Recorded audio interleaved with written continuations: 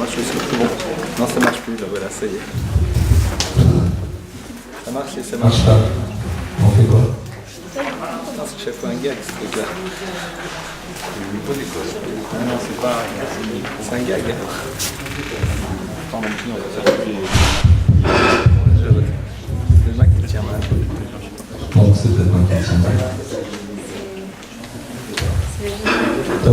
mal.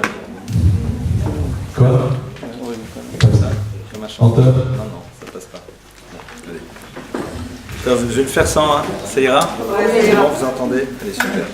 Ça m'obligera de mettre un peu plus d'énergie.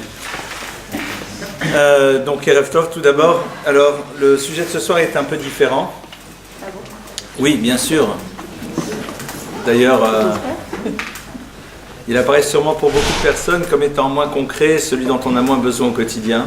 C'est intéressant, c'est pour moi, je ne vais pas dire un test, parce qu'on ne joue pas à avoir des tests, mais je pense que dès le moment où on touche à ce qui a trait à l'univers de la spiritualité, dès le moment où on n'est pas dans l'univers de l'ultra concret, dès le moment où on n'est pas dans l'univers de comment faire pour qu'il y ait réussite, comment gérer les problématiques, eh bien souvent on va constater que les choses nous intéressent moins. Or, force est de constater que ce sujet-là, comment transmettre la foi à nos enfants, c'est au fond quelque part une réflexion sur qu'est-ce qu'on a véritablement envie de transmettre à nos enfants, et plus encore en amont, a-t-on véritablement envie de leur transmettre quelque chose qu'ils puissent transmettre à leur tour à leurs propres enfants. Alors, bien sûr, le terme de foi, c'est un terme qui est très vague, et vous savez que ce terme est d'autant plus vague qu'il n'a pas du tout la même connotation lorsque vous utilisez la langue hébraïque, l'hébreu, et on va retrouver tout de suite le terme en hébreu, et la traduction française. Tout le monde connaît cette expression, traduttore, traditore, c'est en italien, traduction, trahison. Dès le moment où je vais être dans l'univers de la traduction, c'est évident que le concept exact que je veux passer ne sera jamais exprimé de la manière la plus fine, en tout cas tel qu'il doit l'être transmis. Alors, on va s'arrêter tout d'abord sur le mot foi. Et après, on va réfléchir sur le mot transmission. Le mot foi, en hébreu, c'est le terme de Emouna. Emouna, la foi. Alors, nos maîtres font remarquer que ce terme est bien une racine. Et cette racine, tout le monde la connaît, on l'utilise de nombreuses fois dans nos prières. C'est le mot Amen. Amen, c'est ce terme que l'on prononce lorsque l'on entend entre autres une bénédiction qui est comme une forme d'assentiment par rapport à ce qui a été dit précédemment. Mais ce terme au fond il veut dire quoi? Amen. Amen c'est 3 lettres. Et avec ces 3 lettres vous faites 3 mots. Le Aleph de Amen étant la première lettre du mot El, quel, Dieu. Le second, Mem, Melech, roi. 3e lettre, Nun, Ne'eman, en qui on peut avoir confiance. Quel, Melech, Ne'eman, Dieu, roi, en qui on peut avoir confiance. Et de là, nous voyons qu'au fond, la problématique de la foi, dans la Torah, dans le judaïsme, elle se retrouve d'abord à travers 3 dimensions fondamentales. La première, c'est le concept du divin. Le concept du divin, c'est quoi? C'est se poser la question de savoir si l'être créé révèle un créateur. Si la création révèle une origine. C'est-à-dire, arriver à installer à l'intérieur de soi-même une forme de certitude que tout être créé révélant un créateur, eh bien, il est évident que l'univers révèle une volonté qui est celle de son créateur. Vous allez me dire, super, génial, l'univers a une origine. Il y a ce que l'on appelle une volonté qui est à l'origine d'eux. Dans l'univers de la science, on dirait que c'est le point zéro qui précède le Big Bang, soit. Mais ça veut dire quoi concrètement? Tu dis, voilà, je crois en Dieu. Super. À la limite, ça ne mange pas de pain. Qu'est-ce que ça change à ta vie de considérer qu'en effet, il y a une origine aux choses et qu'il y a une origine à toutes les origines? Au fond, ça ne pose pas de problème. En vérité, pour le judaïsme, ça pose un vrai problème. Et ce problème, il est le suivant, c'est que s'il y a création, il y a volonté de création. Et donc s'il y a volonté de création, nécessairement il y a but. Et s'il y a but, étant moi-même être créé, je fais partie d'une histoire dans laquelle moi aussi j'ai un but et un objectif. Et là, ça devient plus ennuyeux. C'est la raison pour laquelle, à un moment, certains vont dire Dieu est mort. Traduction. Oui, en effet, on va considérer qu'il y a sans doute une origine A. Et une fois qu'on l'a posée, ça n'a plus d'incidence et d'implication dans notre vie. C'est-à-dire le concept du créateur, pourquoi pas, mais la dimension impliquante de ce que ça va mettre en place dans notre existence, alors là, sans doute pas. C'est au fond tout le problème de l'homme face à sa liberté. C'est tout le problème de l'individu qui, à un moment, devient sujet d'une histoire. Et quelque part, eh bien, la base de la foi, elle commence d'abord et avant tout là-dedans. Ça veut dire que vous ne pouvez pas transmettre une foi si vous-même, si nous-mêmes, nous ne sommes pas capables de comprendre ce que ça veut dire pour nous. Qu'est-ce que ça implique pour moi de dire qu'il y a une origine aux choses? Et non pas juste qu'est-ce que ça veut dire, mais comment je valide ce que cela veut dire à travers une démarche concrète. Traduction. Vous savez qu'à un moment, le peuple d'Israël, on va y arriver bientôt, au moment de la révélation du Sinaï, le peuple juif va dire une phrase que les maîtres du Talmud considèrent comme étant une phrase absolument géniale. C'est quoi? Nas et venishma, nous ferons et nous comprendrons. Pardonnez-moi, mais a priori, la génialité de cette phrase, elle est surprenante. Nous ferons et après nous chercherons à comprendre. A priori, ça a l'air d'être un peu bizarre. Alors, dans l'univers de la philosophie, on considère qu'au fond, l'acte, c'est ce qui nous permet de nous placer dans l'épaisseur de notre connaissance. C'est-à-dire que je peux exprimer un concept, je peux exprimer une idée. Je n'intègre véritablement l'idée que j'exprime qu'à partir du moment où je suis capable de la traduire dans le monde de l'action. Et c'est là où véritablement je comprends, je sens véritablement l'idée qui est la mienne. Je vais le traduire de manière très concrète. Quand vous dites à quelqu'un que vous l'aimez, ce sont des mots. Comme disait l'autre dans ses chansons, parole, parole, parole. Ce sont des mots. Et les mots sont faciles à prononcer, ils sont extrêmement simples. Ce qui nous permet de comprendre véritablement ce que veut dire aimer, c'est qu'on est capable de vivre ce que ça veut dire aimer. Et on sait très bien que aimer, c'est tout simplement s'impliquer pour faire en telle sorte que l'autre existe. Lui donner les moyens de se réaliser. Quand on est dans l'univers de la concrétude, quand on rentre dans l'univers de ce que ça veut dire concrètement, alors là, on comprend ce que ça veut dire. Avant, c'est une idée. Point de départ, c'est ça. Quel ? C'est-à-dire que c'est pas juste, oui, Dieu a créé l'univers, mais il a créé un univers dans lequel il y a une raison. S'il y a création, c'est qu'il y a objectif, je fais partie de cette histoire, donc ça a une dimension impliquante. C'est ma réflexion sur la place que j'occupe dans l'échiquier de l'histoire. En tant qu'individu, de manière globale, et en tant que juif, de manière particulière, et en tant que moi, je personnellement, être unique. C'est-à-dire dans une tridimensionnalité de l'humanité, de la spécificité au niveau de mon appartenance et de ma dimension unique et particulière qui forme ma génialité. Et ça, c'est vrai que c'est d'abord quelque chose que l'on doit travailler pour soi. On ne peut pas transmettre la foi si soi-même on ne s'est pas d'abord arrêté et on a essayé de réfléchir qu'est-ce que ça veut dire pour moi croire. Vous savez que souvent, on cherche à transmettre la foi pour une raison très simple. C'est qu'on a envie que lorsque nos enfants vont être dans la continuité de notre histoire, qu'ils valident à travers cela notre propre histoire. On demande à nos enfants de nous prouver que nous avions raison parce qu'ils continuent à être ce que nous sommes.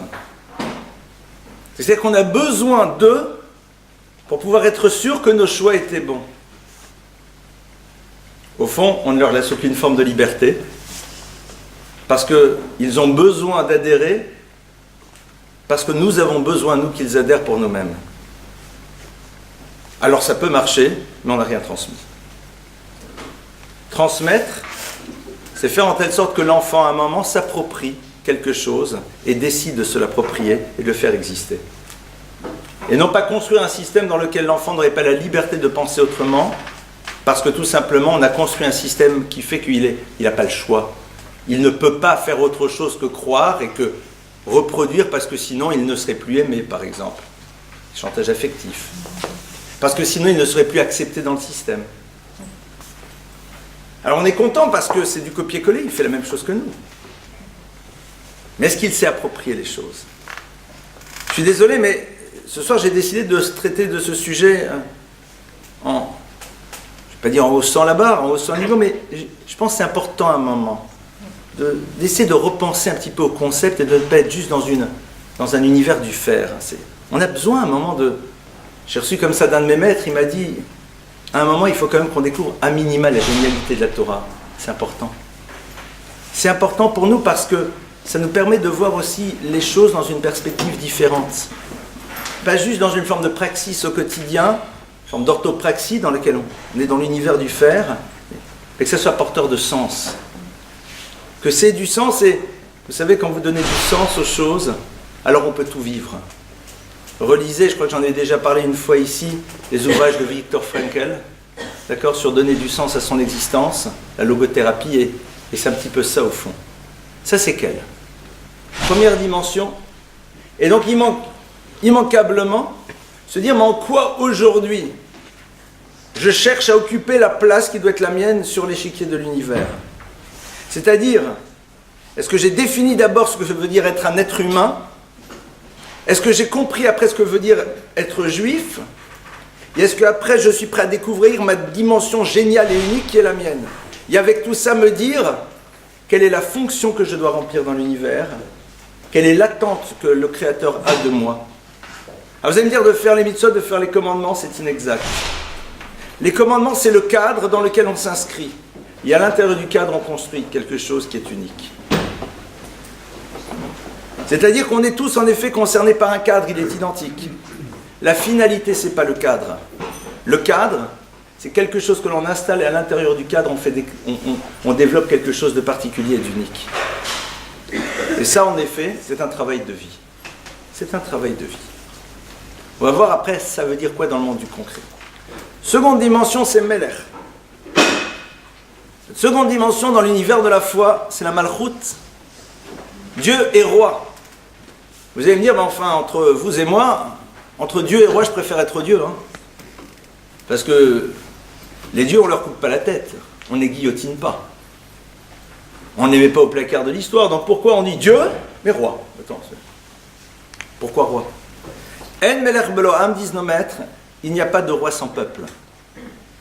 La seconde dimension, dans la foi juive, dans cette émouna, c'est d'accepter la relation verticale qui existe entre nous et le Créateur de l'univers. Mais réaliser que sans nous, il n'est plus roi de l'univers. C'est-à-dire que de manière un peu paradoxale, nous avons autant besoin de lui que lui a besoin de nous. C'est ce qui s'appelle construire une relation de proximité. Et vous savez que cette relation de proximité avec Dieu, on la vit tous les jours de multiples fois. Quand on dit des bénédictions et qu'on dit Baruch Ata Hashem Elokeinu Melech Haolam, béni sois-tu Dieu, roi de l'univers. Mais on tutoie Dieu. Cette dimension dans laquelle on tutoie Dieu, c'est vrai que tu es Melech, mais tu es roi, mais si moi j'étais pas là, si je n'étais pas sujet, tu ne pourrais être roi. Donc au fond, il y a une relation totalement verticale, mais néanmoins une sorte de proximité qui se construit. La foi, c'est faire en telle sorte que Dieu ne soit pas à l'image de ce que d'autres religions ont fait, complètement là-haut. Le texte nous dit, Bashamaim emal valaretz mitachat. Il est dans les cieux, mais il est aussi sur terre. Mi kashem elokenu hamakbil hashavet hamashpili lirot bashamaim uvaretz. Qui est comme toi, Éternel, dit le texte des psaumes.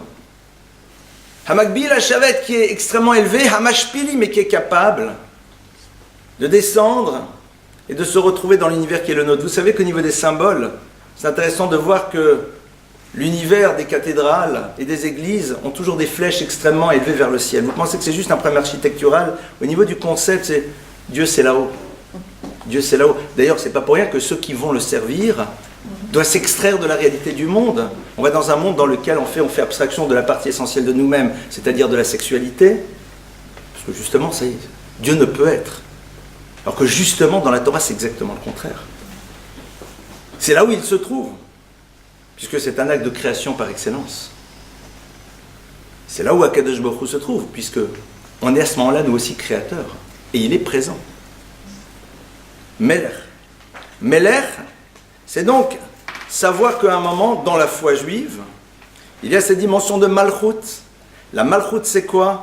C'est la dimension de la royauté, Meler Beloham. Je me soumets à sa volonté, la relation est verticale, mais je tutoie Dieu, parce que lui, sans moi, n'est plus roi.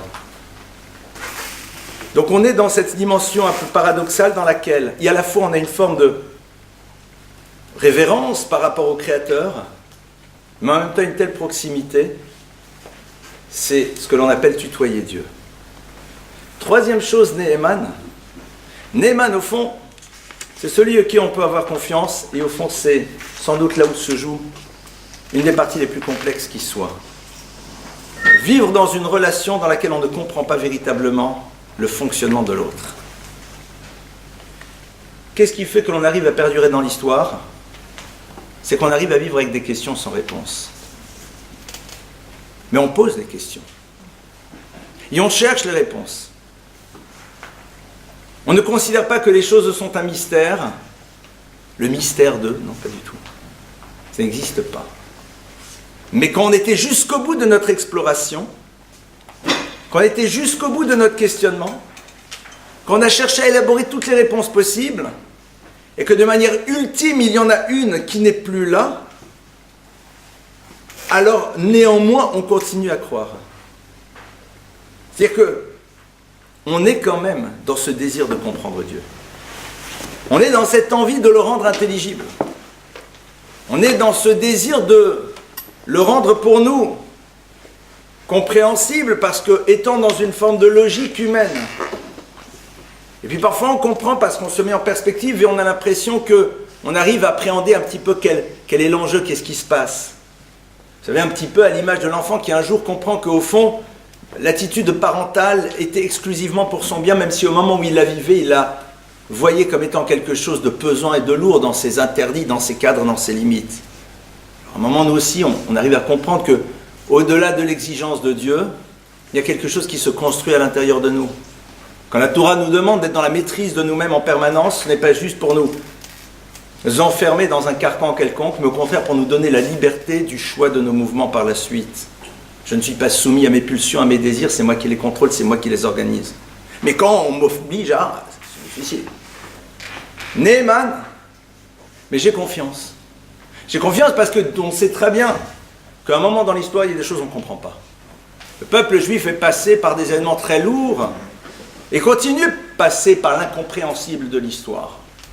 Parce que la dimension la plus incompréhensible de l'histoire, c'est qu'on essaie d'être des caméléons pour les sociétés, c'est-à-dire d'être à l'image de ce qu'ils attendent de nous pour pouvoir être enfin aimés d'eux. Se rapprocher, bien dès au moment où on se rapproche, on se prend une claque, on dit « ça ne te dérange pas, pas trop près ». Au passage, cette idée-là, on la retrouve dans le concept fondateur du judaïsme qui est le Shabbat, qui commence par le Kiddush et qui continue par l'Havdalah. Le Kiddush, c'est quoi? La sanctification. On commence par sanctifier, mais on se rappelle qu'à un moment, il y a une Havdalah. Et s'il n'y a pas de Kiddush, il y a une Havdalah, c'est-à-dire qu'à un moment, si on ne décide pas d'exister à travers une démarche de sanctification et d'élévation, eh bien on se verra exister à travers la problématique de la séparation qui se retrouvera immanquablement dans notre histoire. Toutes les tentatives que le peuple juif a fait dans l'histoire, toutes les contorsions que l'on a fait, tous les renoncements à l'identité et à la génialité de nous-mêmes pour pouvoir être acceptés par le concert des nations, amènent systématiquement au même résultat. Cette forme de distance, au niveau collectif, bien sûr pas au niveau individuel, parce qu'au niveau individuel, il y a des relations de proximité qui peuvent se créer, mais au niveau collectif, non. Il y a le peuple d'Israël, il y a les autres nations. Néhéman, c'est la troisième dimension. Ça, c'est la base de la foi. La base de la foi, ce sont donc ces trois dimensions. Quelles? Dieu créateur, comme on l'a vu, qu'est-ce que ça veut dire? Meler, le principe de la relation, et Néhéman. Être capable d'être dans une constance de démarche, quelles que soient les problématiques que l'histoire nous pose, quelles que soient les questions qui se posent et qui restent sans réponse. Et au fond, la force du juif, c'est de poser une question et de vivre sans la réponse. Parce que tout simplement, il sait qu'à un moment, il y a quelque chose qui lui échappe, mais ce n'est pas pour autant qu'il ne cherche pas à comprendre. C'est-à-dire, on ne fait pas abstraction de notre capacité d'appréhender les choses, on décide qu'on a peut-être cette possibilité de les comprendre. Peut-être. Et puis quand à un moment on arrive à un mur, alors on dit, on continue quand même. D'où est-ce qu'on apprend ça? C'est un midrash, un texte donc de tradition rabbinique, le midrash qui nous enseigne cette histoire extraordinaire sur Abraham. Abraham, il se retrouve avec son fils Yitzhak, Isaac, il l'amène vers le sacrifice, n'est-ce pas? Alors qu'est-ce qui se passe? Il avance, à un moment qu'il aborde un jeune homme qui aborde son fils, qui dit, quoi, tu vas te faire tuer par ton père? Et Isaac dit, c'est pas grave, j'avance. Un vieillard aborde Abraham et lui dit, Abraham, quoi, ton fils, le fruit de tes entrailles, tu tues? Abraham dit, j'avance. Et qu'en 2 mots, il dépasse la problématique émotionnelle. Et après, le texte nous dit qu'il y a une rivière. Et Abraham ne voit pas de gué, ne voit pas de pont. Comment je fais pour avancer? Alors il va dans l'eau. Et il va dans l'eau, et l'eau, elle monte, elle arrive jusque là. Et à ce moment-là, Abraham dit une phrase, il dit, Dieu, je t'en supplie, sauve-moi. Parce que l'eau est arrivée à un point inimaginable, je ne peux plus avancer, et l'eau disparaît. Et les maîtres du Zohar de la Kabbalah nous expliquent et nous disent que l'eau profonde symbolise au fond la démarche intellectuelle. Abraham a réussi à s'affranchir de l'univers de l'émotion. Mais Abraham a un problème, c'est ce qu'on appelle la contradiction de Dieu. Abraham dit, comment puis-je avancer dans une démarche dans laquelle Dieu est en train de se contredire? Il m'a dit d'un côté que Yitzhak sera ma descendance, et de l'autre côté il me demande de le détruire. Comment on avance dans l'histoire, non pas avec l'incompréhension, mais même la contradiction de la parole divine. Et Abraham essaye. Et il avance. Et à un moment, c'est jusque là. À un moment, il dit, j'y arrive pas. Et il dit à Kadosh Baruch Hu, j'ai 2 options. La première option, c'est de se dire, je ne comprends pas, donc je repars en arrière. La seconde, c'est de dire, maintenant, l'histoire, elle t'appartient. C'est-à-dire, je te demande de me donner la capacité de vivre et d'avancer en sachant que j'aurai une question qui sera sans arrêt, sans réponse. Et vous savez que cette attitude d'Abraham, qui est au fond le fondateur même de la transmission de la foi dans le judaïsme, on la retrouve dans une autre épreuve qu'il avait vécue. Vous savez, la fameuse histoire de Nimrod. Nimrod, c'est quoi? C'est ce roi qui lutte contre Abraham. Nimrod, qui vient de la racine Mered. Mered, c'est la révolution. C'est celui qui se révolte contre le divin. Se révolter contre, c'est accepter, mais refuser. Parce que si je me révolte contre, c'est que j'accepte celui qui est en face, mais je refuse son existence, et je ne veux pas qu'il ait de place dans mon existence. Dans la révolte contre Dieu, on dit Dieu. C'est pour cela que la pire des choses, c'est comme chanter l'autre, tout sauf l'indifférence. Parce que dans l'opposition à, eh bien, celui à qui je m'oppose, je le fais exister à travers mon opposition. Et qu'est-ce qui se passe? Nimrod dit à Abraham, mais Abraham, tu vas dans la fournaise. Et le Midrash dit qu'Abraham, jusqu'à présent, Dieu ne s'est pas révélé à lui. C'est-à-dire que pour lui, Dieu c'est une certitude, il n'y a jamais eu ce moment de révélation. Le dialogue avec Dieu n'a pas encore commencé. Et Abraham nous dit, le texte est arrivé à la conscience que Dieu existe dans l'univers, et ce sont des histoires qu'on peut raconter à nos enfants. Parce que ce que je vous dis avec vos mots, vous pouvez le retraduire. Abraham s'est retrouvé dans l'univers, il a vu l'univers comme quelqu'un qui se promènerait dans une forêt, et qui brusquement voit un superbe palais, merveilleux, au fin fond d'une forêt dans les Carpates, là où vous voulez. Endroit improbable, un palais merveilleux, totalement illuminé. Et Abraham a dit, rien balabaït la biraise. C'est évident que un palais pareil a un propriétaire. C'est évident qu'il y a quelqu'un. Quand Abraham s'est mis en distance par rapport à l'univers, l'a vu dans sa beauté, dans sa génialité, qu'aujourd'hui on découvre de plus en plus à travers les progrès de la science, la dimension tellement fabuleuse de la nature. Abraham n'a vu que la nature dans sa dimension un peu plus poétique, j'ai envie de dire. Les arbres, les fleurs, le vent, les souffles, c'est merveilleux si on réapprend à voir les choses. Et Abraham dit, c'est un palais merveilleux dans une forêt sombre. C'est évident qu'il y a quelqu'un derrière. Et Abraham donc commence sa démarche, et puis Nimrod lui dit, ben Abraham, exit. Tu rentres dans la fournaise. Et Abraham avance. Mais là, à ce moment-là, Abraham, il a un problème. Il dit, la logique voudrait que, maintenant, Dieu doit intervenir. Parce que si le but de la création, c'est que l'être humain révèle le Créateur, si le but de la création, c'est que l'être humain révèle le Créateur, parce que c'est ça le but de la création. Et on révèle le Créateur à travers le fait qu'on lui montre ce qu'est l'être créé. Alors maintenant, si je suis le seul qui peut révéler le Créateur, je dois vivre. Donc normalement, le tonnerre de Zeus, enfin, ça doit s'arrêter cette histoire. Nimrod, ça doit se bloquer. Et qu'est-ce qui se passe, dit le texte? Abraham, il avance. Et il ne se passe rien. Et il met le pied dans la fournaise. Et le Midrash dit une phrase, mais c'est incroyable. Et Abraham, en mettant le pied dans la fournaise, il dit la phrase suivante, V'chi en balabait labira. Serait-ce à dire qu'il n'y a pas de propriétaire au palais? Mais alors si tu te poses la question pourquoi tu avances, repars en arrière. Abraham dit, l'expérience qu'il est en train de vivre dans la logique humaine semblerait vouloir dire qu'il n'y a personne. Mais la conscience aiguë que j'ai des choses fait que je sais qu'il y a quelqu'un. Et il rentre. Et à ce moment-là, dit le Midrash, la révélation commence et Dieu lui dit « Ani balabira ». Je suis le propriétaire du palais. C'est-à-dire qu'on est ici à un moment cardinal, fondateur de ce que va être la foi juive qui va se perdurer dans l'histoire.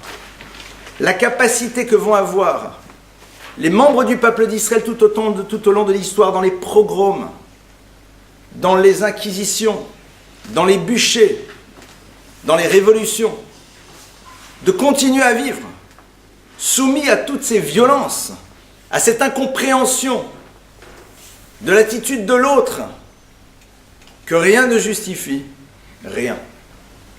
Eh bien, c'est justement ce qu'Abraham a inscrit à l'intérieur de nous à ce moment-là. C'est, j'ai presque envie de dire, une forme de génétique juive, avec ceci de particulier, c'est que dans cette génétique, n'importe qui peut rentrer. Donc elle n'est pas sélective. Parce que dès le moment où quelqu'un s'imprime dans l'histoire du peuple juif, ou prend sur lui les lois noachides, même s'il n'est pas juif, eh bien il pénètre cette génétique. Elle n'est pas le peuple élu comme certains ont voulu le dire, mais c'est un peuple dans lequel chacun peut décider de s'élire s'il le veut. Ça, c'est peut-être les premiers éléments sur lesquels il serait intéressant de réfléchir nous en tant qu'adultes. C'est évident que ce que je vous dis, vous le savez. Mais j'ai essayé de le dire avec mes mots. Et ce qui est important, c'est la émouna, la foi, c'est quelque chose qui se travaille. C'est pas quelque chose qu'on a posé à un moment comme étant une forme de postulat, et après on a dit je crois, je suis juif, puisqu'ici on parle de Torah, donc il faut faire les mitzvot, donc je fais les mitzvot, yallah, tournez manège.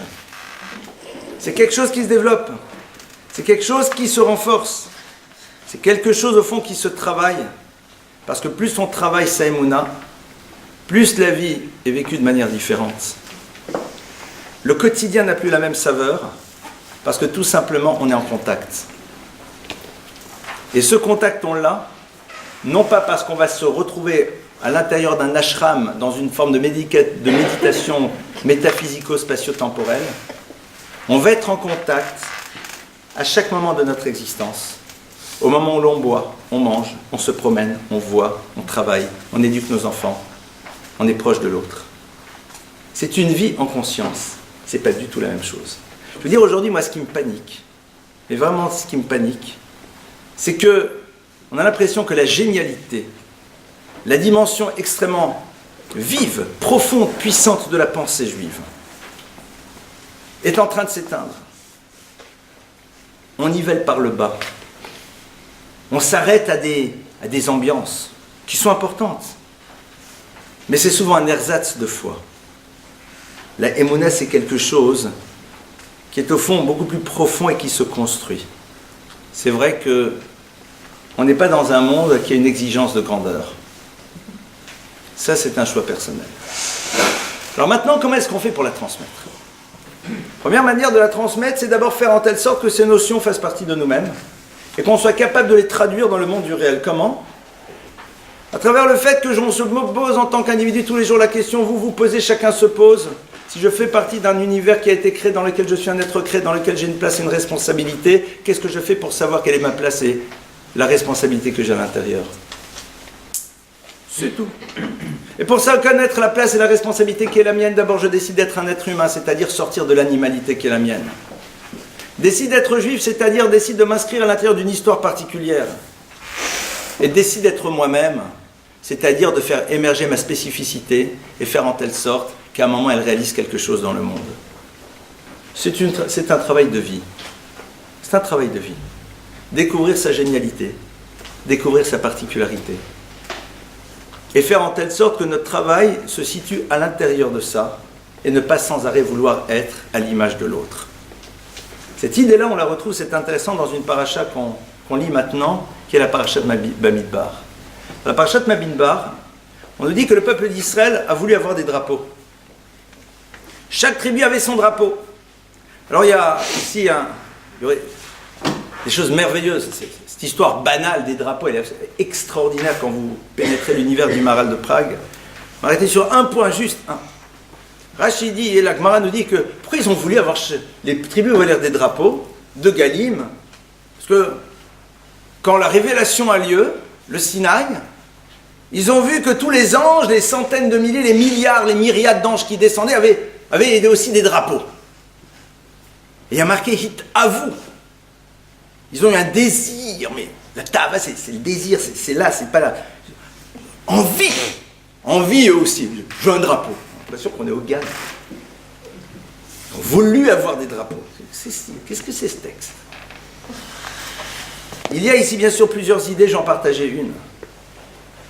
Ce que l'on appelle un malach, un ange dans la Torah, c'est tout simplement une énergie qui a une fonction particulière et unique. Et le drapeau, c'est ce qui identifie la dimension particulière et unique de l'être. Le peuple d'Israël a dit, mais qu'est-ce qu'on a envie? Chacun d'entre nous, au niveau individuel, et après à travers nos différentes dimensions collectives, après dans la globalité du peuple d'Israël, mais d'abord chacun d'entre nous, d'être totalement ce qu'il doit être et rien d'autre.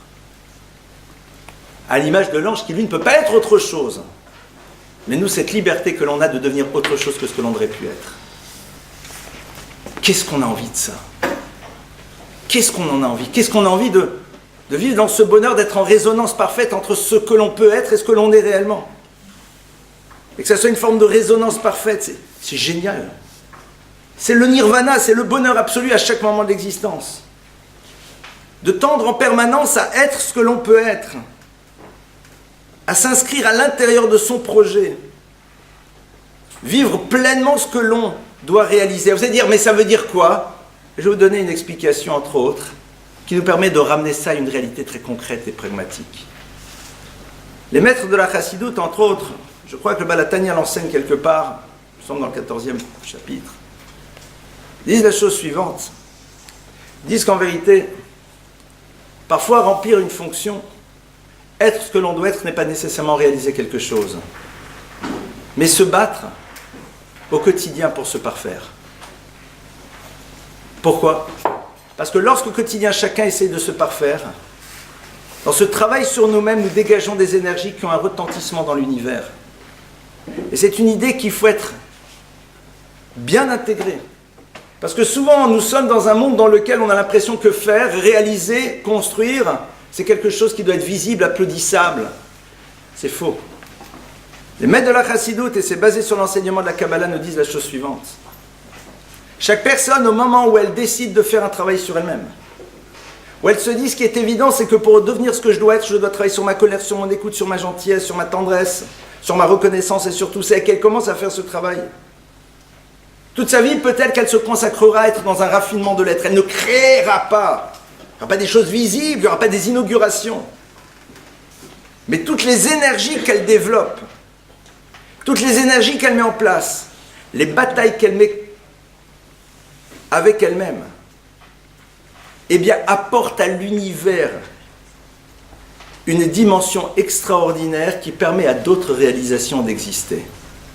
J'ai envie de dire que l'on construit ces énergies qui vont permettre à celui qui a créé la voiture de la faire avancer. Et si elles ne sont pas là, la voiture n'avancera jamais. Mais c'est vrai que l'on voit toujours celui qui conduit la voiture. Mais on ne voit pas ceux qui ont produit cette dimension presque immatérielle qui est l'électricité, qui pédalent à côté pour pouvoir en effet remplir les dynamos. Mais sans eux, en vérité, cet objet-là n'avancera jamais. Ça, il faut en être conscient. Parce que souvent, les gens disent, ouais, mais c'est quoi mon projet? Alors on va dire, bon, j'ai pas une petite association à faire. Non. Il est possible que. Il est possible qu'en effet, ta génialité va t'obliger à un moment à construire, à créer, à faire dans le domaine de l'ultra concret. Mais d'autres vont dire, non, Et tu ne te rends pas compte qu'à travers le travail que tu fais sur toi-même, il y a ce que l'on appelle des bénéfices collatéraux dans les univers que tu traverses. Et ces bénéfices collatéraux ne sont pas toujours visibles, mais ils sont bien présents. À partir de là, on va essayer maintenant de rentrer dans le vif du sujet, c'est-à-dire réfléchir maintenant comment on fait pour transmettre tout ça à nos enfants. Comment on fait pour transmettre? Bien, c'est que la transmission, elle passe à travers deux choses, à travers l'univers du verbal et du non-verbal. Elle passe à travers l'univers de ce qui va être dit et l'univers de ce qui n'est pas dit mais de ce qui est ressenti. Vous savez que il y a ce que l'on appelle le monde du non-dit. Alors les non-dits doivent être compris de deux manières. Soit les non-dits sont l'incapacité à exprimer une parole, soit les non-dits sont l'impossibilité de dire des mots qui n'arriveront pas à exprimer totalement ce que j'ai envie de dire. C'est un moment ce que l'on appelle Sfat Halev, le langage du cœur. C'est-à-dire le moment dans lequel, en effet, on est dans ce que j'appellerais l'au-delà du mot. Dans des silences qui au fond veulent dire tellement de choses. Regardez deux êtres qui s'aiment, eh bien, à des moments, on n'a rien besoin de se dire. Ils se disent des choses quand même. Alors, il y a ce que l'enfant va entendre, et il a besoin d'entendre des mots, il a besoin d'entendre des paroles, il a besoin d'entendre de la part de ses parents, c'est quoi pour eux la relation à la foi. Il a besoin au fond de partager l'expérience de notre propre démarche. C'est important pour lui. Il a besoin de voir et de percevoir que nous avons nous aussi eu à un moment besoin d'élaborer une relation à Hachem. Que nous avons eu nos questions, que nous avons nos interrogations, que nous pouvons avoir nos doutes. C'est fondamental pour lui. Parce que sinon, il aura l'impression qu'en ayant des doutes, il est en rupture, et comme il aura l'impression d'être en rupture, il ne posera jamais ses questions, et des questions que vous ne posez jamais sont souvent à terme des prétextes qui vous permettent de fuir les univers dans lesquels vous êtes. Donc déjà, la parole. Il faut parler, il faut dire, il faut raconter, il faut exprimer. Ça, c'est déjà le premier point. Second point, c'est ce que l'enfant va percevoir au niveau de ce que j'appellerais la validité de notre parole dans la manière dont on est capable de les transcrire dans la réalité. Et je vais vous donner un exemple très simple. Vous savez, Emouna, la foi, Amen. Mais si vous allez un petit peu avant, Amen, vous avez quoi les deux premières lettres de Amen? C'est Aleph Mem. Aleph Mem, c'est quoi? C'est M, c'est la mer. Et j'ai entendu d'un de mes maîtres, le Rav Bronstein, l'idée suivante, qu'au fond, la base même de la Emouna, elle va passer à travers la mer. Et pour une raison très simple. C'est que l'enfant est prêt à entendre la parole d'une mère, parce que tout simplement, cette mère, il a confiance en elle, parce qu'elle ne l'a jamais trahi, du moins on l'espère. Parce que lorsqu'il avait soif, lorsqu'il avait faim, lorsqu'il était sale, elle était là, elle était présente. Et c'est la raison pour laquelle c'est la parole de la mère qui va avoir un impact, parce que je ne peux pas imaginer que celle qui ne m'a jamais trahi va me dire des choses qui peuvent me faire du mal. C'est vrai que si on a trahi, alors il y a de fortes chances que notre parole n'ait plus d'impact. C'est-à-dire que ce que la mère exprime, dans la relation qu'elle-même a avec le Créateur de l'univers, et comment est-ce qu'elle l'exprime? De manière toute bête parfois, à travers ses mains qui se posent sur les yeux au moment où elle allume les lumières de Shabbat. Mais ce n'est pas juste un geste rituel, c'est un moment de prière, dans lequel l'enfant voit que maman est en train de parler à quelqu'un qui n'est pas visible, mais qui semble être fort important. La preuve, c'est la concentration qui est la sienne. Et je ne peux pas imaginer que celle en qui j'ai une totale confiance, parce qu'elle ne m'a jamais trahi, puisse me faire voir des choses qui sont du domaine du faux et de l'inexact. Et donc c'est la raison pour laquelle, à ce moment-là, les choses passent. Et après, ça va passer par la parole du Père. Mais mesdames, la parole du Père a du poids. Si en effet la mère a appris à montrer à l'enfant qu'elle a confiance dans la parole du Père. Parce que l'enfant est prêt à donner du poids à la parole de celui en qui sa mère, en qui lui fait totalement confiance, fait elle aussi confiance. On ne peut pas demander à un enfant de donner du poids à une parole qui a été dévalorisée par celle en qui il fait lui confiance.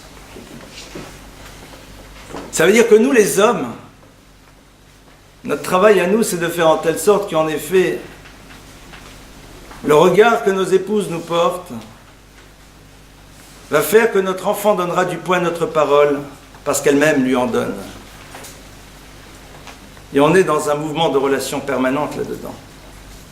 C'est pas simple. C'est au passage l'aventure du couple. C'est ce que certains ont appelé la danse du couple. Avec différents mouvements, mais jamais oublier qu'il y a autre chose qui se joue dans le monde de la relation. Il y a autre chose qui se passe. C'est-à-dire que derrière, au fond, la manière dont on se retrouve ensemble, l'enfant voit en effet qu'il y a un lien réel. Et celle en qui je fais totalement confiance parce qu'elle ne trahit pas, donne du poids à celui qui s'appelle le Père. Et donc dans ce cas-là, sa parole peut avoir du poids pour moi aussi. Parce que tu lui donnes du poids. Et on n'est pas juste ici dans une dimension technique, on est dans une dimension de perception et de ressenti. Nos enfants ne sont pas fous, ce sont des buvards, ils perçoivent, ils ressentent parfaitement les choses. C'est un travail à faire. C'est pas simple, mais c'est quelque chose qui est fondamental. À partir de là, dans l'ultra concret, la transmission de la foi, elle va passer aussi à travers quelque chose qui est capital dans la Torah, qui est un vécu relationnel dans la relation avec Dieu qui tourne autour de la joie. Rappelons-nous du verset. Le verset nous dit Tachat asher lo avata et Hashem elokecha besimcha. Lorsque malheureusement la Torah nous annonce des moments sombres dans l'histoire du peuple juif et qu'elle veut nous alerter sur ce qui peut être à l'origine de ces moments-là, elle nous dit ce n'est pas parce que tu étais nécessairement dans la transgression, mais tout simplement tu n'as pas servi le Créateur besimcha dans un état de joie profonde. Et c'est quoi la joie? C'est pas l'ambiance. La joie, disent nos maîtres, la véritable joie, c'est quand tu n'as plus de doutes, c'est quand tu les as réglés. Quand on a réglé nos doutes, quand on a construit des certitudes, alors lorsque l'on fait les choses, on les fait pleinement, totalement, on se laisse aller.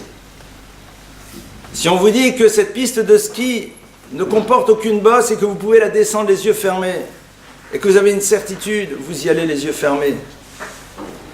Et c'est une autre manière que d'être dans l'angoisse permanente, peut-être qu'il y aura un problème. Cette notion de simcha, de joie, c'est quelque chose que l'enfant doit percevoir. L'enfant doit ressentir ce que Neher a appelé le dur bonheur d'être juif. L'enfant a besoin de réaliser ô combien se lever le matin pour aller prier, même si c'est parfois une bagarre avec son oreiller et son réveil matin, soit, mais ce sont des victoires qui nous font plaisir. L'enfant doit réaliser qu'au fond, même si à un moment la Torah nous pose des cadres et des limites, et on arrive à l'époque des vacances, on ne peut pas aller nécessairement n'importe où, n'importe comment, eh bien on le vit avec tranquillité et sérénité parce qu'on sait que ça a du sens. Si l'enfant vit cela comme étant une forme de pesanteur, il arrivera au mieux à reproduire plus ou moins les schémas familiaux, mais je ne sais pas si on parle véritablement de foi. Ah, moi-même j'ai des problèmes, j'ai mes doutes. Mazal Tov, t'es un être humain. Mais si tu as des questions, vas-tu chercher les réponses? Vous savez, on est dans un monde dans lequel malheureusement les gens ont peur de poser des questions.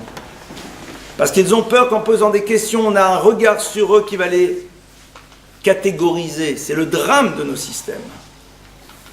Le drame de nos systèmes, c'est que la question est un processus d'identification. Et ce processus d'identification crée parfois des casiers judiciaires. On a le droit d'avoir des questions. On a le droit d'avoir des doutes. On a le droit à un moment d'être dans une forme de révolte. Mais on a le droit aussi d'en parler. On a le droit aussi à un moment d'entendre que l'autre dise « Mais au fond, j'entends et je comprends. » Mais tu es là juste pour poser une question et ne pas entendre la réponse et utiliser ta réponse, ton absence de réponse comme une forme de justification. Ou alors tu as véritablement envie de poser une question et de t'exposer à la réponse. Rappelez-vous de cette idée qu'on a vue lors des tout premiers cours. Que dans la Torah, on parle de Chokhma, de sagesse. Et que la Chokhma, la sagesse, c'est Koachma. Ce sont les mêmes lettres que deux mots qui sont Koachma, la force du pourquoi. Parce que pour la Torah, le véritable sage, c'est celui qui s'est posé des questions. Parce que quand tu poses une question, tu t'exposes à une réponse. Et parfois nos questions, nous ne les posons pas parce que nous voulons qu'elles servent de prétexte à ce que nous avons envie d'être. Au fond, nous avons décidé de nous soumettre à nos propres envies et nous construisons des questions pour justifier ce que l'on est. Ça peut marcher pour celui qui a décidé de ne jamais se regarder dans un miroir. En effet. De ne jamais se confronter à lui-même et de se dire, au fond, à quoi je joue. Donc, ces différentes choses, ce sont autant d'éléments à mûrir, à faire entrer. Mais cette notion de joie, elle est capitale. Elle est fondatrice. Et c'est vrai que parfois le quotidien fait qu'on n'est pas nécessairement dans une joie extraordinaire. Et les enfants, et les adolescents, et le mari, et la femme, et la belle-mère, etc. La vraie vie, quoi. D'accord ? La vraie vie. On ne te demande pas d'être dans une situation de joie pour être en joie. On te demande d'être générateur de joie. Pourquoi ? Ashrenu matov chelkenu, j'ai la chance, qu'on le veuille ou pas, de m'inscrire à l'intérieur d'une histoire et d'un projet, de pouvoir servir à Kadosh Baruch Hu, de savoir pourquoi je vis, de donner du sens. Alors oui, à côté de cela, il y a en effet les tensions, les trucs, les machins, etc. Mais cette notion de foi, elle permet de poser un regard différent. Et quand vous posez un regard différent, vous avez un positionnement différent. Et quand on a un positionnement différent, alors on vit les choses différemment. Et quand on les vit différemment, alors on peut les régler. La Emouna, c'est un changement de perspective. La Emouna, c'est ce qui nous permet à un moment de voir les choses vis-à-vis de Shona, d'avoir d'autres hypothèses de compréhension des événements. Et je vous donne un exemple très simple. On a tous des petits bobos au quotidien, pas très graves, des petites situations. Celui qui a un ma'amine, celui qui a de la foi se dit, mais quel est le sens que je vais donner à l'événement ? Et quand je donne du sens à l'événement, alors celui-ci veut dire autre chose. Lisez ce livre. Relisez Viktor Frankl, c'est passionnant. C'est très intéressant, c'est un juif autrichien qui s'est observé à Auschwitz, qui s'est regardé vivre à Auschwitz. Un homme qui a une histoire passionnante et qui a une histoire extraordinaire et qui, en sortant d'Auschwitz, se retrouve un jour dans un champ merveilleux avec le soleil et qui se met à genoux et qui commence à dire des psaumes. Pourquoi ? Parce qu'il avait réussi à continuer à donner du sens. C'est pas simple, mais c'est dans le domaine du possible. Alors bien sûr, je vous rassure tout de suite, on vous prie tous les jours pour ne pas vivre d'épreuves. Mais les épreuves, ce n'est pas nécessairement des catastrophes. À partir du moment où on a de la Emouna, on décide de voir les choses autrement. Ça ne veut pas dire qu'à l'instant T, ça ne nous énerve pas. Ça ne veut pas dire que sur place, ça ne nous stresse pas. Ça ne veut pas dire que nécessairement, il n'y a pas de désagréments et de choses qui nous posent problème. Mais le Ma'amin, il dit, à un moment, je décide quel est le type de regard que je vais porter sur les choses. Et cette manière d'être et de vivre, c'est ce que nos enfants vont pouvoir percevoir et ressentir chez nous. Et c'est ça, au fond, qui va leur permettre à eux de s'approprier cette notion de Emouna, cette notion de foi. Après, bien sûr, il y a de l'étude, il y a du texte. Il faut ouvrir. Vous savez, aujourd'hui, en plus, on a en français tout ce qu'on veut, c'est-à-dire on n'a même plus l'alibi de dire « je ne parle pas hébreu » ou « je suis très très mauvais ». On a du sous-titrage dans toutes les langues. Relisez, aujourd'hui il y a des livres merveilleux du Rav Tauber qui est sorti récemment, qui existe en hébreu et en anglais. Il y a plein de livres, plein d'ouvrages, de différentes factures, certains sont ultra moyens, d'autres sont plus intéressants. Mais il y a un moment, on décide d'investir, on en parle, et c'est quelque chose dont on parle. Je vais encore rajouter quelque chose. Transmettre la foi à nos enfants est difficile aujourd'hui dans un monde ultra-matérialiste. Dans un monde dans lequel, vous le savez, l'expression est bien connue, dans lequel on a décidé de conjuguer le verbe heureux avec le verbe avoir en oubliant qu'il se conjugue avec le verbe être. Pas simple. Pas simple. Surtout quand nous-mêmes aussi on fonctionne comme ça. C'est-à-dire surtout quand nous-mêmes on est dans une forme de contradiction entre le savoir que nous avons que heureux c'est être Mais au quotidien, ce que nous faisons pour être heureux, c'est en cherchant à avoir. L'autre jour, j'ai vu un spectacle qui m'a assez bouleversé. J'étais dans un endroit en France dans lequel il y avait quelque chose pour les jeunes. Et là-bas, ils avaient décidé d'amener une vedette de jeunes, juive de son état. Et ce monsieur, un blanc-bec de 25 ans, pourquoi je dis blanc-bec? Parce que j'ai appris à ne pas regarder juste de loin, mais de voir de près le regard. Et quand vous voyez que quand quelqu'un parle à des enfants, il a d'abord pris une dose pour pouvoir leur parler, vous vous dites « Ouh là là, qu'est-ce qui se passe ?» Excusez-moi, des formations professionnelles. Et moi, j'ai vu quoi? Alors j'ai vu des pauvres boutchous qui sont là. Hein? Super. Mais j'ai surtout vu des adultes qui sont les parents qui étaient là, de la même manière. Modèles funestes et violents. Qui sont nos modèles? Qui sont nos références? On va révéler à l'enfant, et on va se révéler à soi-même, ce à quoi on croit à travers ce que l'on admire.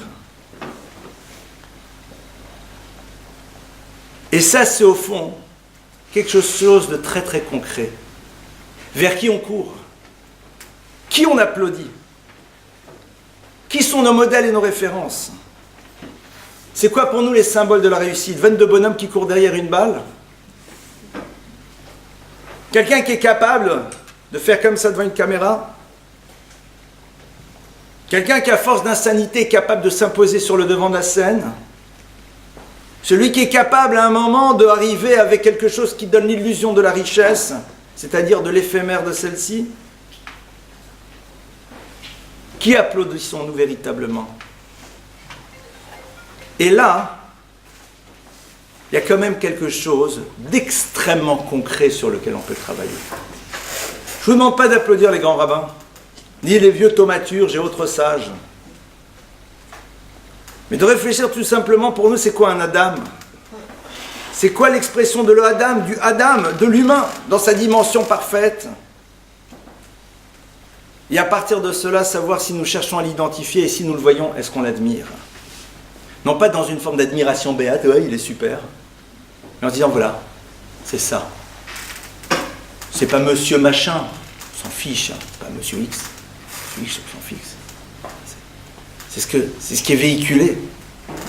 C'est ça, un Adam. C'est vers ça que j'ai envie d'aller. Pas lui ressembler, surtout pas parce que la Torah, c'est pas un système de copier-coller. C'est-à-dire que, voilà, on rencontre des gens tout simples.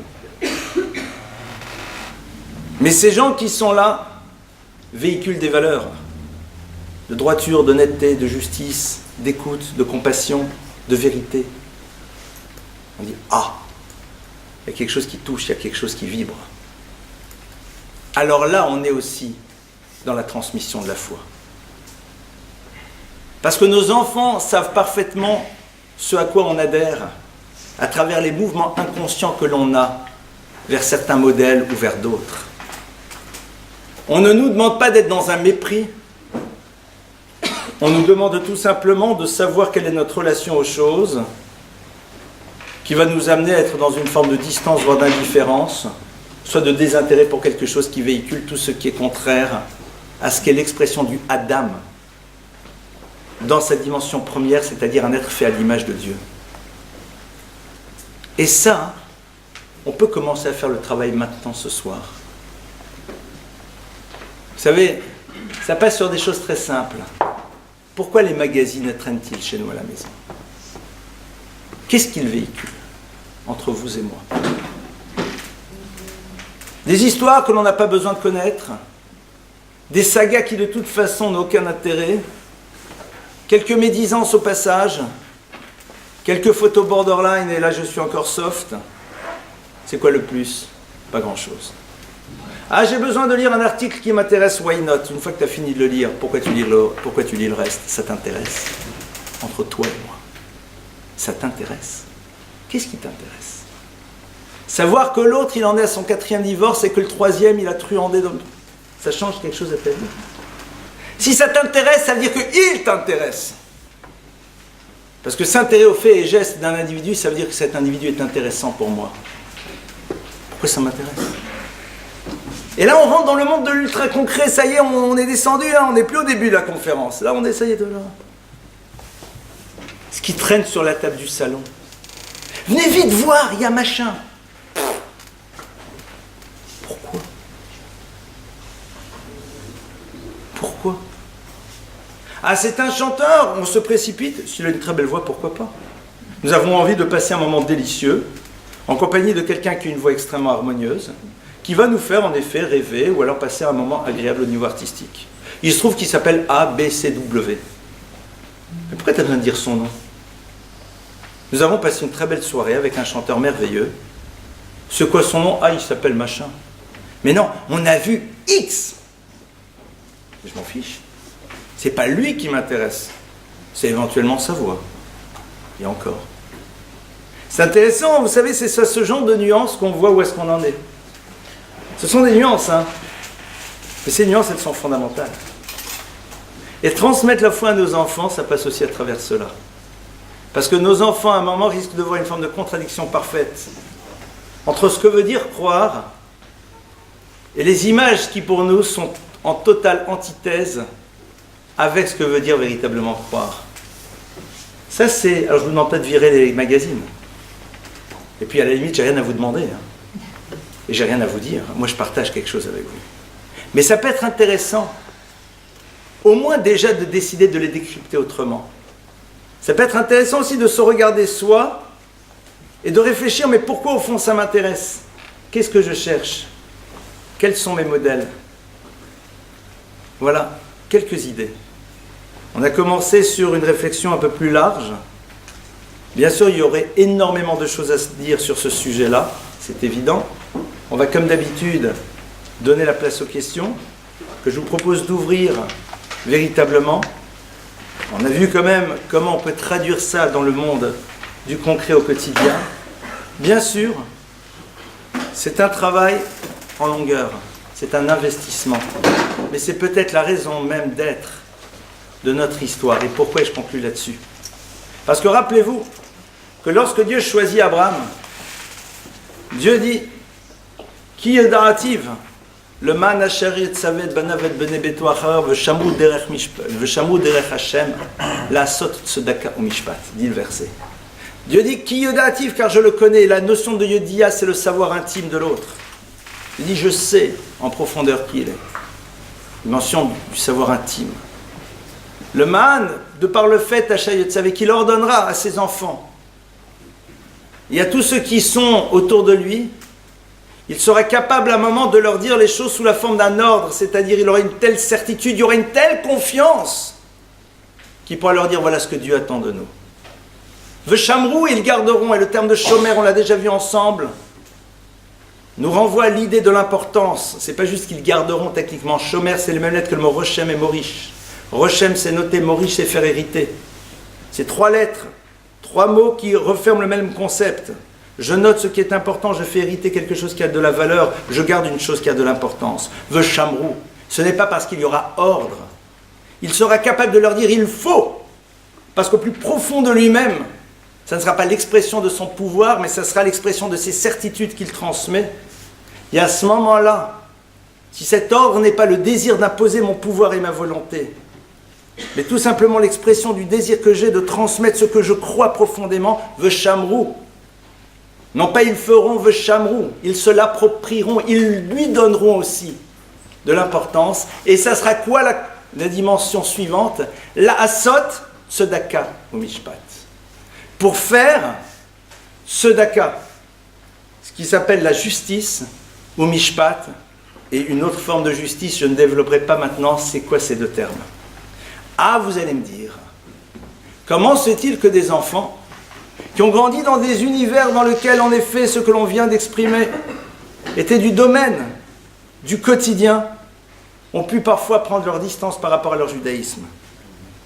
Et c'est là où on est face à la liberté de l'homme.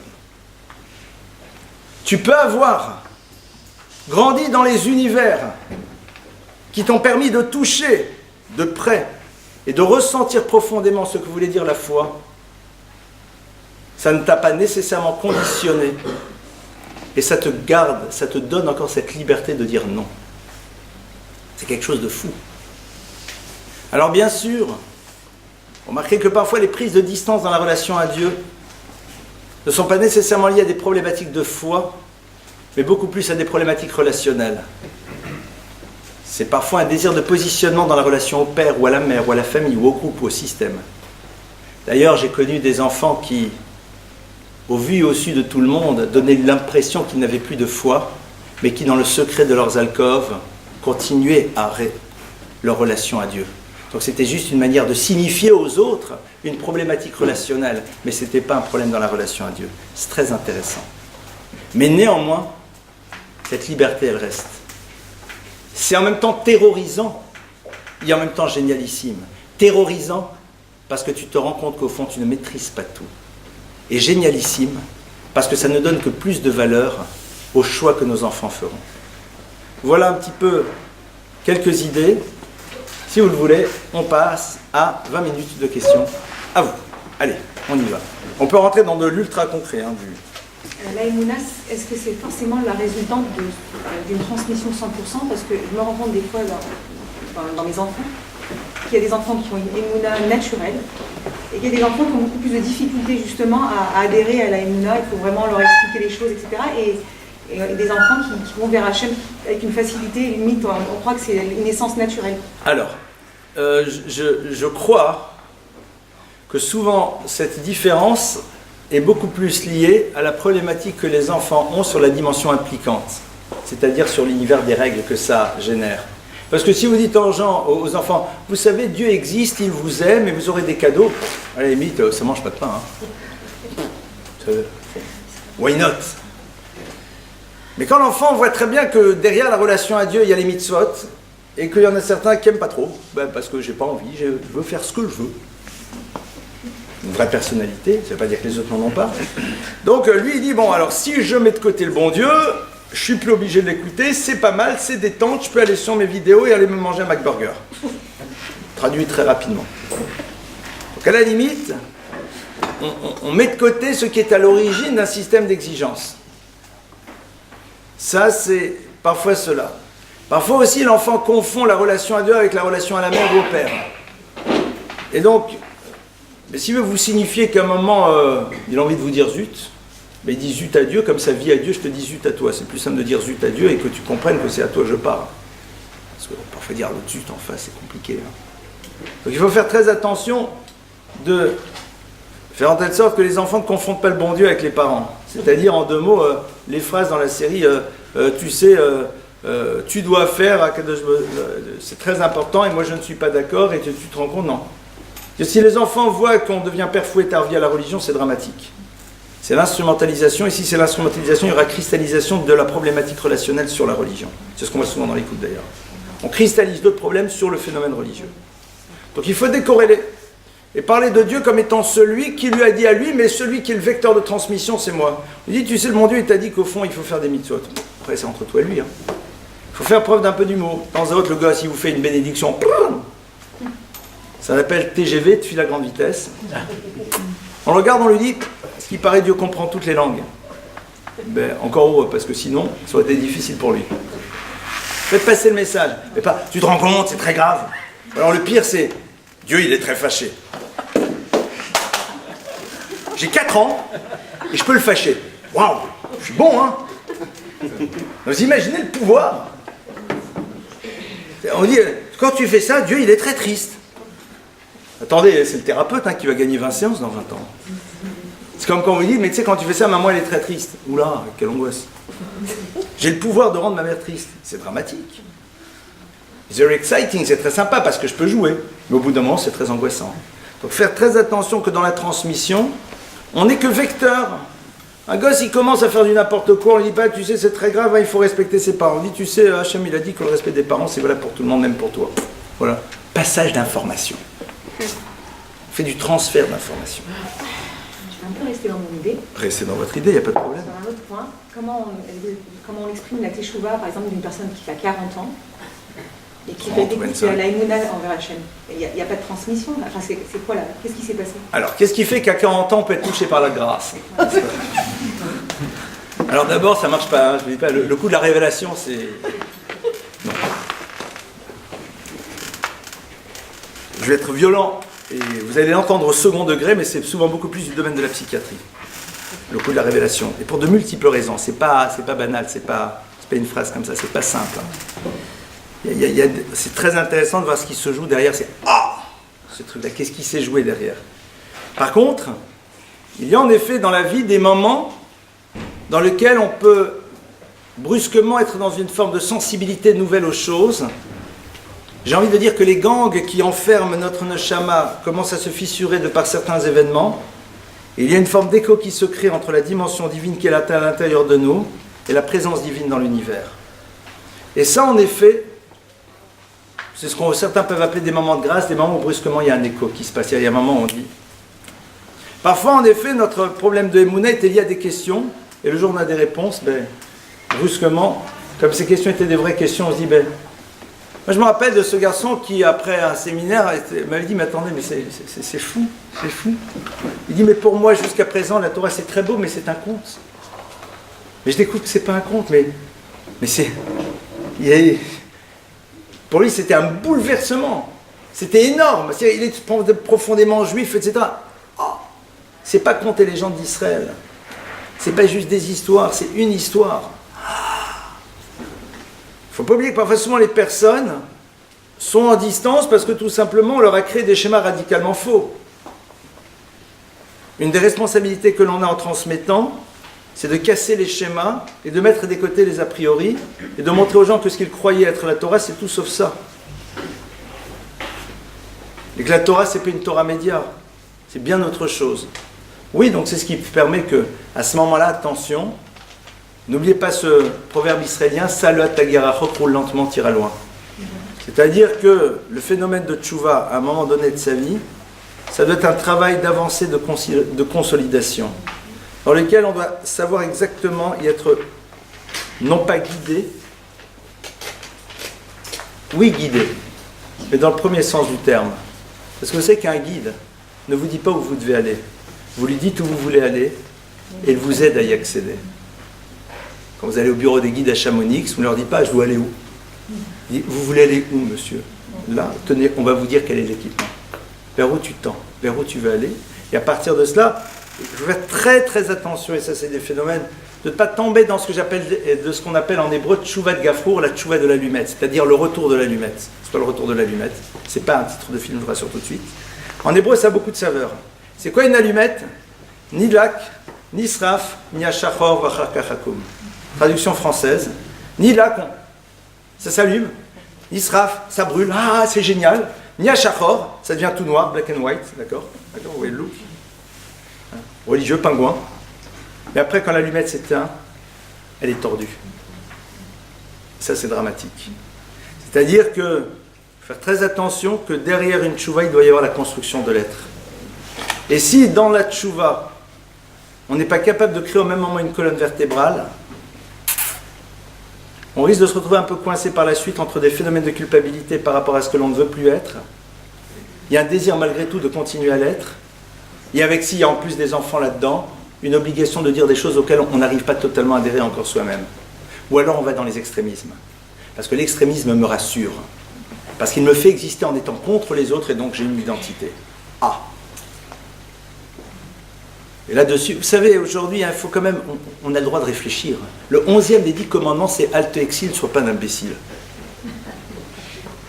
Je me rappelle de ce maître un jour qui a dit à un camarade, qui lui dit « C'est marrant, avant quand tu n'étais pas religieux, tu réfléchissais, qu'est-ce qui fait que depuis que tu as décidé de faire tchouva, tu as arrêté de penser ?» On a le droit de penser, on a le droit de réfléchir. « Halte exil, ne sois pas un imbécile ». On a le droit de penser, on a le droit de réfléchir. Alors ne soyons pas dans le jugement de l'autre, l'autre il a son histoire. Mais on a le droit d'être dans une observation pour savoir qu'est-ce qu'on peut en prendre de cette histoire. Autre question?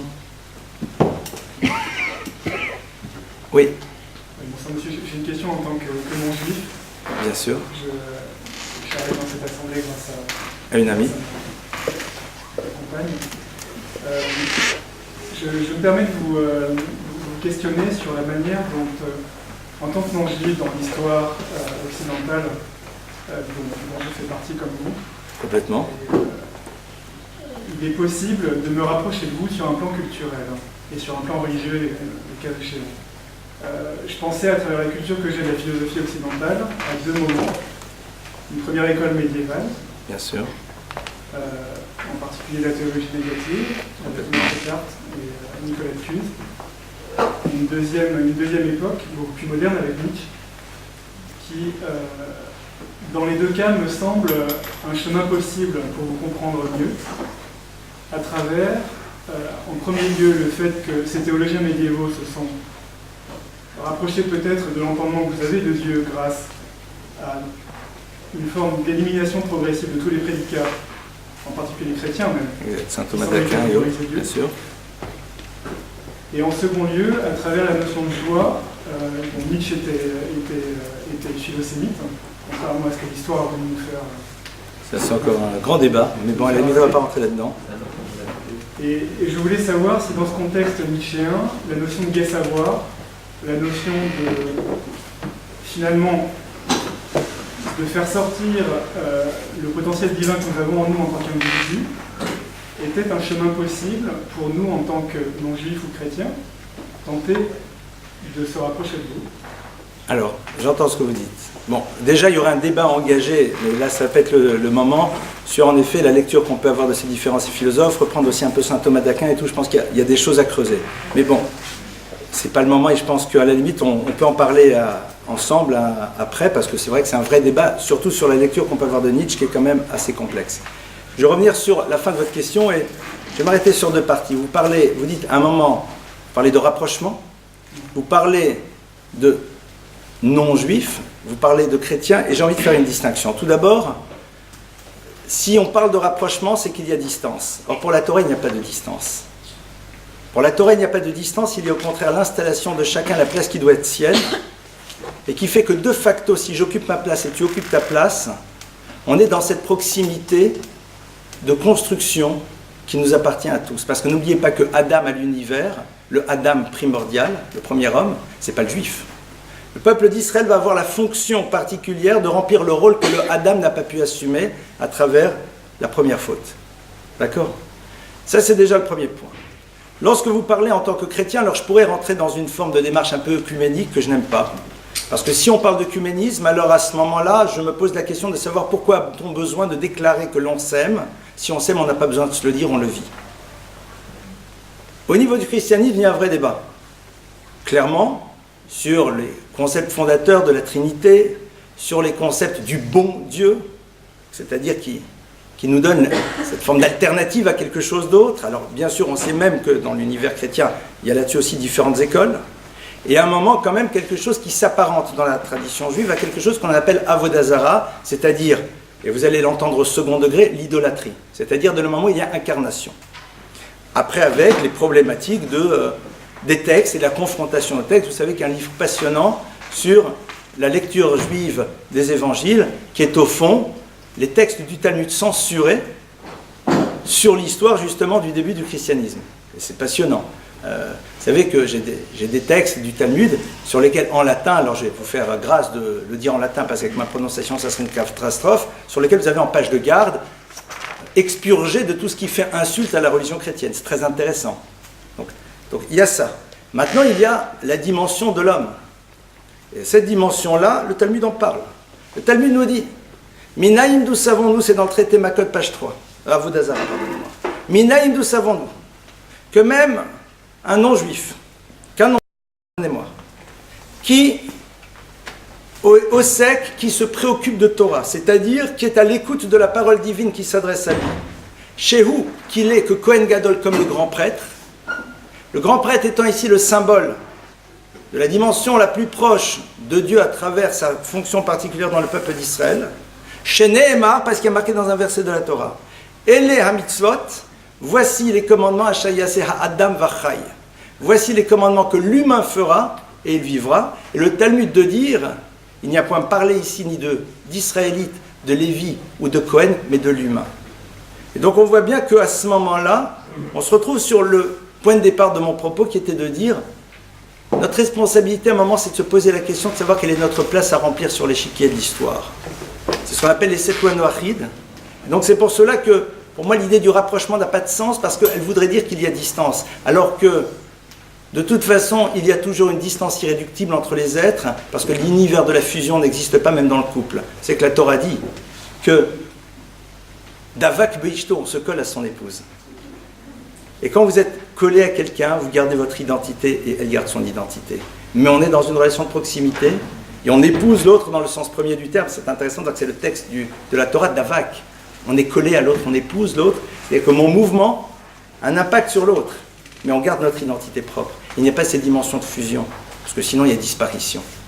Donc voilà un petit peu en point de départ. Alors c'est vrai qu'après, toute la relation aux non-juifs, au fond, dans la Torah, elle est posée de manière très, très intéressante, parce qu'on a ces textes. En même temps, il y a le rapport à l'adhésion du non-juif aux valeurs de la Torah en s'y inscrivant pour mettre en place une autre dimension dans son existence, sur laquelle la Torah dit pourquoi pas, mais dit mais au fond, sache que déjà dans ton histoire, tu peux remplir la fonction qui doit être la tienne. Maintenant, tu as envie de t'inscrire dans quelque chose d'autre, tu en as la liberté. Mais pourquoi tu ne décides pas d'abord de t'inscrire totalement dans ce que tu dois être pour pouvoir justement porter l'humanité? C'est tout. C'est-à-dire et quand quelqu'un dit « je m'y inscris », mais il y a quelque chose d'autre, alors là on rentre dans l'enseignement de la Kabbale. Pas de la Kabbale, c'est pas vrai. On retrouve ça dans la Kabbalah, mais la Gemara, le Talmud nous le dit. La Gemara nous dit comment se fait-il que les non-juifs, le peuple juif a été dispersé parmi les nations. Akadosh Baruch Hu Pizran ben Akoum, réponse de la Gemara que des sheistavfu aliyam gerim, afin que les prosélytes puissent à un moment s'accrocher à eux. De quoi il s'agit? Alors d'après les maîtres de la Kabbale, il s'agit des âmes individuelles des nations du monde qui ont accepté la Torah au mont Sinaï, mais qui, s'inscrivant dans l'histoire d'une communauté, n'ont pas pu y adhérer concrètement, qui se retrouvent dans l'histoire et qui à un moment ont cette forme d'aspiration profonde à. Et en même temps, de par leur histoire particulière, ils inscrivent une génialité nouvelle dans le peuple d'Israël que eux seuls peuvent apporter. Mais ça, ce sont des choix qui ne doivent pas être au niveau des émotions, ce sont des choix qui doivent d'abord s'inscrire au niveau d'une réflexion et d'une démarche totalement impliquante. C'est pour ça que, après, on est malheureusement aussi dans un monde dans lequel il y a le juif et le goy. Le fameux truc, c'est la résultante de choses dans lesquelles celui qui n'était pas juif, on en avait souvent extrêmement peur. Rappelons-nous que dans l'univers du transgénérationnel, il y a des peurs qui passent. Vous savez, hein, c'est comme les juifs ashkénazes qui ont peur des chiens. C'est quoi cette histoire? C'est qu'il y a 200 ans, les princes des contrées, des Carpates et autres lieux dans lesquels les juifs ashkénazes étaient élevaient des molosses qui étaient là pour, pardonnez-moi l'expression, un peu bête gamme bouffée du juif. C'était ça la réalité. Il y a du transgénérationnel qui fait qu'à un moment, réussir à se mettre en distance par rapport à quelque chose qui a été transmis, parce que tout simplement ce sont des peurs presque ataviques qui sont là, c'est un véritable travail. Je suis très contre les amitiés machin chouette. Je vais vous dire pourquoi.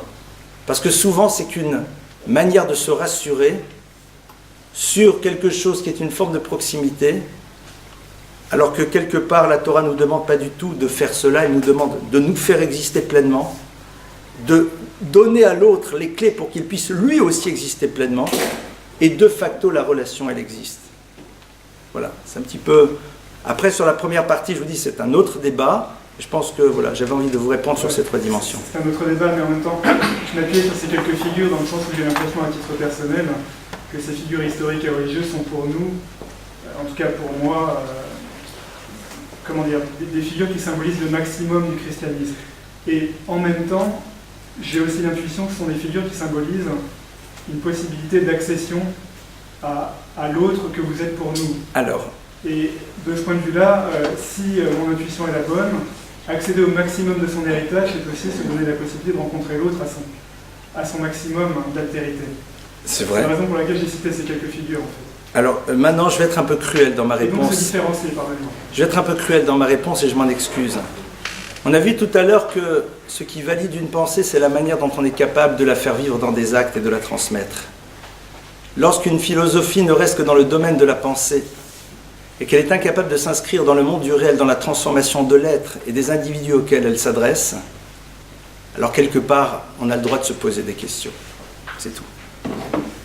Je suis désolé, mais à un moment, je ne peux pas ne pas le dire. Et ça, je crois que c'est quand même la question qu'on a oublié de se poser. C'est-à-dire, qu'est-ce qui fait qu'à un moment, il y a eu cette rupture entre le monde d'une pensée et qu'elle n'a pas été capable justement d'être dans une forme de concrétude. Il y a des pistes. Il y a des pistes de réponse. Il n'est pas inintéressant que c'est justement dans l'univers de Nietzsche, entre autres, et autres penseurs, que va émerger une des pires catastrophes de l'histoire. Et je vous rappelle ces mots terribles de Heinrich Heine, qui, lors des premiers autodafés de livres, dans les années 30, a dit de manière prémonitoire que ceux qui sont capables de brûler des livres seront un jour capables de brûler des hommes.